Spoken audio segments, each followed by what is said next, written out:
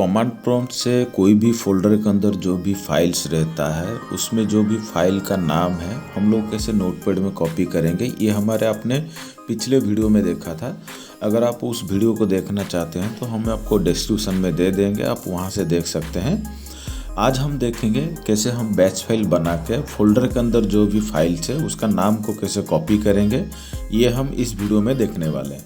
तो नमस्कार दोस्तों, मेरा नाम है कृष्णा और आप देख रहे हैं टेलिंग टूवर।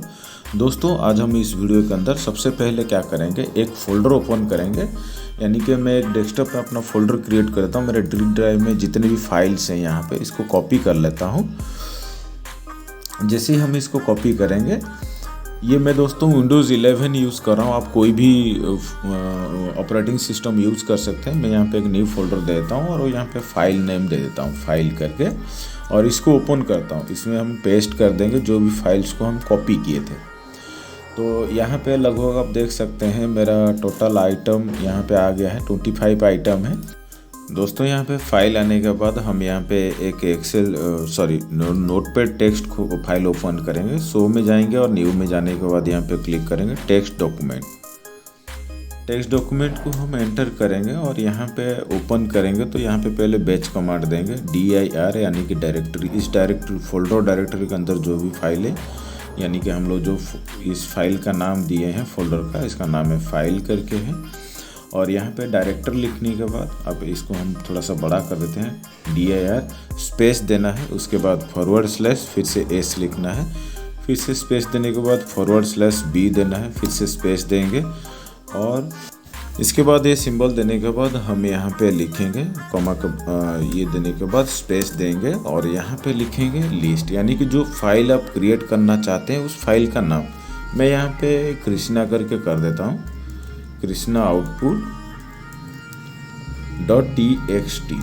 .txt यानी कि हम नोटपैड में करना चाहते हैं, इसलिए हम txt दिए हैं। और यहाँ पे फाइल में जाना है, आप कुछ भी देख सकते हैं। आप यहाँ पे एक्सेल का भी एक्सटेंशन देख सकते हैं, डॉक्यूमेंट का भी दे सकते हैं, कुछ भी दे सकते हैं। आप यहाँ पे किसी भी तरह का एक्सटेंशन दे सकते हैं जिसमें आप ओपन कर सकते हैं। तो हम यहाँ पे फाइल में जाएंगे और इसको सेव एज़ करेंगे। सेव एज़ में हमें कुछ नहीं देना है, यहाँ पे हम कृष्णा .bat नाम देंगे और कुछ भी नहीं करेंगे। यहाँ पे हम इसको सेव कर देंगे।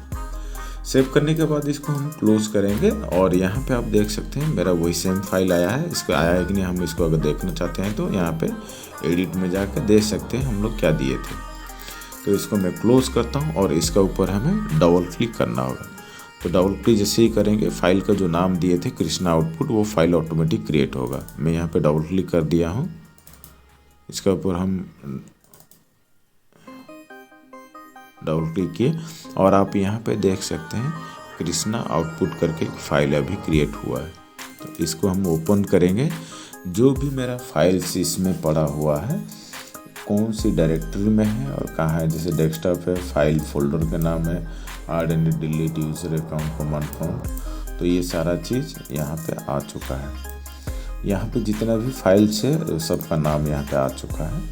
दोस्तों ये जो कोडिंग है इसको मैं डिस्क्रिप्शन में दे दूँ, आप वहाँ से डाउनलोड कर सकते हैं। अगर आपको CMD के बारे में, कमांड प्रॉम्प्ट के कोडिंग के बारे में ज़्यादा कुछ जानना है तो आप हमें कमेंट सेक्शन में कमेंट दीजिए, हम उसको जैसे भी हो रिप्लाई करेंगे। थैंक यू दोस्तों।